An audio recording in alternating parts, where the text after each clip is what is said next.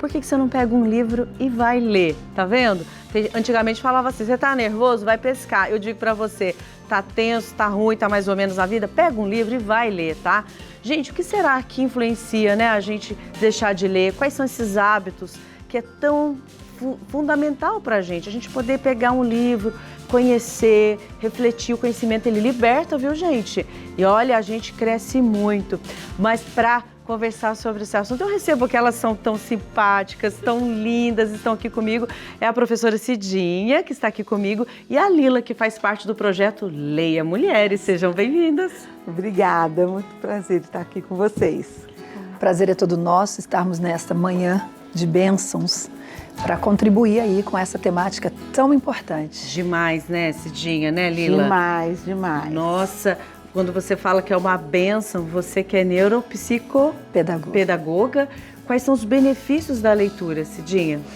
Veja, a leitura ela não é algo inato, que nasce com a pessoa. Tá. Ela precisa ser desenvolvida ao longo da vida. Então, um dos benefícios é a criação de sinapses e canais neuronais que vai fazer com que você desenvolva a habilidade linguística, interpretativa, oralidade e, para mais do que isso, você desenvolva a capacidade de compreender verdadeiramente o sentimento que o outro possui. Olha que interessante. É a chamada empatia. Que às vezes a gente acha, eu entendo o sentimento do outro. Você não é capaz de entender o sentimento do outro se você não cria esses canais. E quando a gente fala do desenvolvimento do hábito da leitura, nós estamos falando de uma construção de 6.000 anos atrás. Então o ser humano está em constante construção e precisa ser estimulado para você acessar o sistema límbico, a memória de curto prazo, de longo prazo, a memória do trabalho. Você precisa ter habilidade e a sinapse cerebral neuronal desenvolvida. E ela é desenvolvida pela leitura. Pela leitura. Olha isso, gente. E eu acho também importante a gente pensar que é a criação de vínculo também entre as pessoas, né? Legal. Tem a empatia, mas tem esse vínculo. Então, quando a mãe, quando o bebê ainda está no ventre, já lê para essa criança, já está começando a construir esse vínculo não só com a criança, mas com a cultura em que ela será inserida, né? Então, eu lembro da Jacqueline Held, que é uma autora francesa, em que ela falava assim, as crianças falavam assim, eu prefiro muito mais ouvir a voz do velho vizinho contando histórias à noite para mim do que outros hábitos que tentavam inserir nas crianças, né? Então, esse vínculo na família, né? De você ler junto, aconchegado, íntimo, né? Cria, para além da empatia, esse vínculo mesmo com a leitura e com o outro. Muito, né? muito. Vou até dar um exemplo. Você falou exatamente. Eu faço leitura com uma amiga, ela mora em Pernambuco, em Recife. A gente lê um livro juntos, todos, uma vez por semana, 1 hora é sagrado, a gente está lá, vai lendo. E criou esse vínculo, sabia? A gente não tinha relação, mas criou esse vínculo. Gente, as pessoas estão lendo menos, né? E o que vocês consideram assim, o que está acontecendo? Olha, eu coloco 3 aspectos. Primeiro, nós temos que começar conceituando o que o Bauman já vinha falando, da modernidade líquida, de uma sociedade líquida. Soma-se a isso a questão do mundo pós-pandemia. Né? Pós a pandemia, o mundo ficou diferente e aí a gente vê a concretude da vida líquida, onde tudo é muito rápido, onde tudo é volátil, onde tudo é fluido. E aí, por fim, nós vemos aí a nossa obsessão pelos celulares, pela vida virtual na sociedade, em detrimento à vida e o convívio presencial. Então a gente passa a ler menos porque foi gerado um sentimento de urgência. Como eu disse, a globalização e o mundo pós-pandêmico criou essa sensação. Nós perdemos os vínculos, que a Lila acabou de comentar aqui, os vínculos parentais, sociais e de ciclos de amizade durante a pandemia e tivemos que descobrir uma forma de como estar nesta sociedade nova. E aí nós fomos para os meios virtuais. Em momento algum, as mídias as tecnologias é nossa inimiga, mas a maneira como usamos e o excesso dessa tecnologia, o excesso desses celulares, dessas telas, dessas leituras muito rápidas, faz com que a gente perca a condição da boa leitura, porque é o imediatismo. Eu já sei. O que você sabe sobre o hábito de ler? Né? O hábito de ler é isso, aquilo. Já coloca no resumo, já faz ali, não faz a leitura, não é saber, leitura, mas é o processo de ler.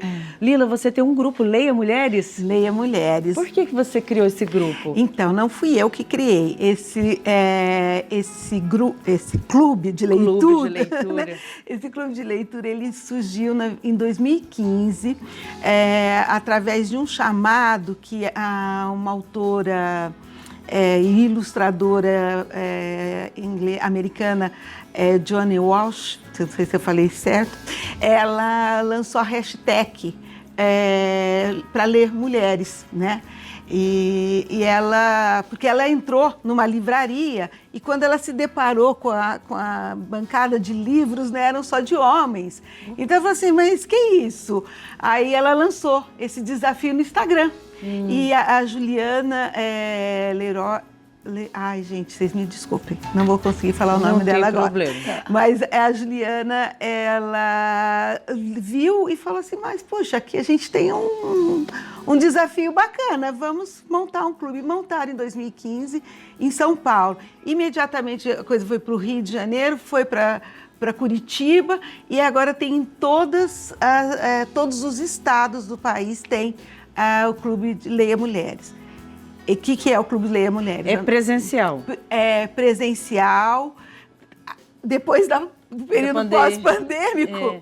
Pode participar também virtual. Existem clubes virtuais, mas a gente preza o presencial. Que legal, Lila. Então, assim, também tem os grupos, né? Grupo de mulheres, grupo de crianças, né? Pessoas que estão a fim de ler ficção, romance, enfim.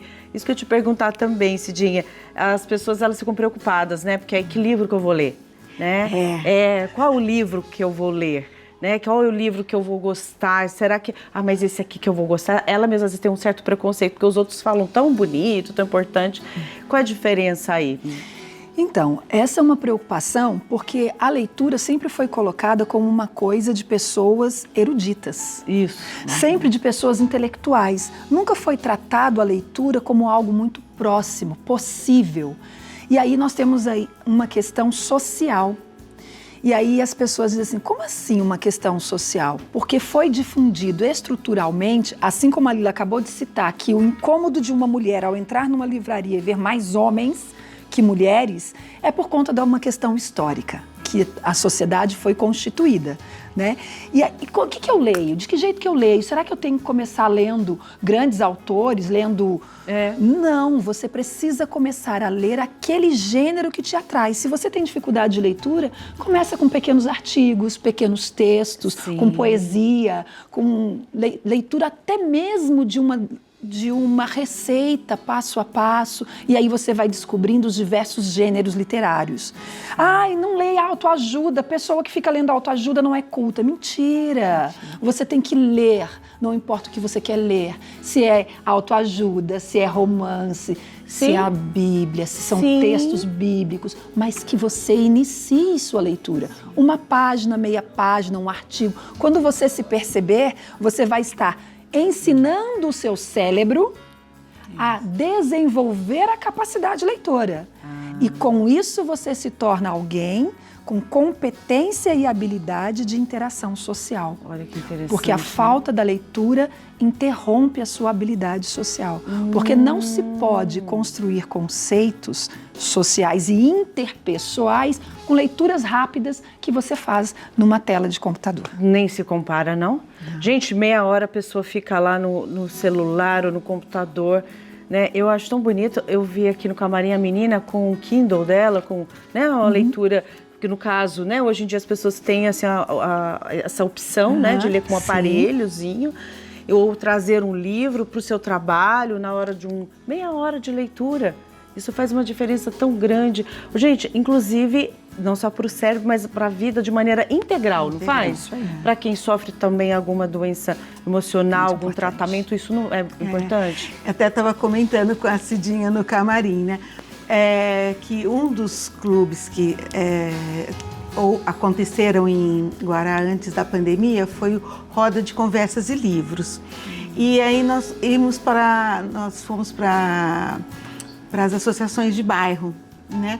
E lá a gente fez uma parceria e a gente ficava sempre após uma atividade física, que era feita por mulheres acima de 50 anos. Legal. Com um histórico de depressão. Olha. Então, quando a gente entrou com a leitura, foi muito lindo o engajamento e a descoberta, né? Nós começamos com Cora Coralina. E no começo, elas não estavam interessadas no livro, nos poemas que a gente lia, nos contos, mas na vida. Proporcionou a identificação. Sim, né? Porque a Cora Coralina, né? Era uma mulher que quis escrever, que fugiu com o marido, que plantou, que descobriu flor no lixo. E isso tudo estava na poesia dela e na vida. E identificou, sabe? Foi muito bacana. E eu queria chamar a atenção que essa importância que a Cidinha falou, dessa plasticidade do cérebro, essa construção, porque está sendo alterado com essas novas mídias, né? Sim. E essa alteração vai dificultar a compreensão e as relações humanas. Então, acho que isso é muito importante. E, historicamente, eu queria lembrar que um dos primeiros grupos de estudo, de clube de leitura, surgiu para estudar a Bíblia, né? Nos Estados Unidos e na Inglaterra, porque as mulheres não estavam envolvidas no estudo.